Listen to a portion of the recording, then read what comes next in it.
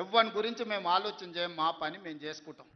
కానీ మా పని మేము చేస్తుంటే కూడా కాళ్ళల్లో కట్టె పెట్టిర్రు అనుకో, ఇక మా సంగతి అయితే చూపుతామయ్యా. ఏమంటారు? అంతేనా? అంతేనా? రెండేళ్ళు ఏమన్నా అన్నానా? ఆయన మన బయటకు వచ్చి ఇక చూస్తా, తోలు తీస్తా, తాట తీస్తా, ఇక నీ సంగతి చెప్తా అన్నాడు. రా బిడ్డ రా, రా రెడీగా ఉన్నారా, ఇక అందుకే కొడంగల్ నుంచే చెప్తాం నీకు అని చెప్పి 3 రోజుల నుంచి మాట్లాడలేదు, ఇవాళ మాట్లాడుతున్నా. ఆయన కొడుకు చెప్తున్నాడు, మైకు ముందరికి వస్తలేడు, ఆయన దాచుకున్నాడు అని. నీ అవ్వ నీ ముఖం ఎప్పుడైనా చూసుకున్నావులా అద్దంలా? పేడమూతి బోడిలింగం, నువ్వు కూడా నా గురించి మాట్లాడతావా? నీవెంత, నీ స్థాయి ఎంత?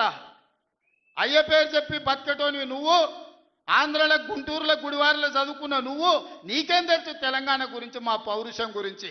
నువ్వు కాదు, మొత్తం నీ జాతినంతా తెచ్చుకో. ఎట్లా తెచ్చుకుంటావు, ఏడికి రావాలనో చెప్పు. మా ఊరు అన్నారా, మేమన్నా మీ ఊరికి వస్తాం.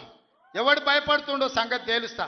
వెనకటికోసారి చెప్పిన గిట్లనే గజ్వేల్కి వచ్చి చూడు అని చెప్పిన, గజ్వేల్కి వస్తా బిడ్డ, నీ నెత్తి మీద కాలు పెట్టి తొక్కుతా అని. గజ్వేల్కి లక్షలాది మంది కార్యకర్తలతో పోయినాం, కాలు మీద పెట్టి తొక్కితే పాతాళానికి పోయిన మళ్ళీ ఇప్పటి వరకు తేలలేదు. ఇవాళ చెప్తున్న మీడియా మిత్రులారా రాసుకోండి.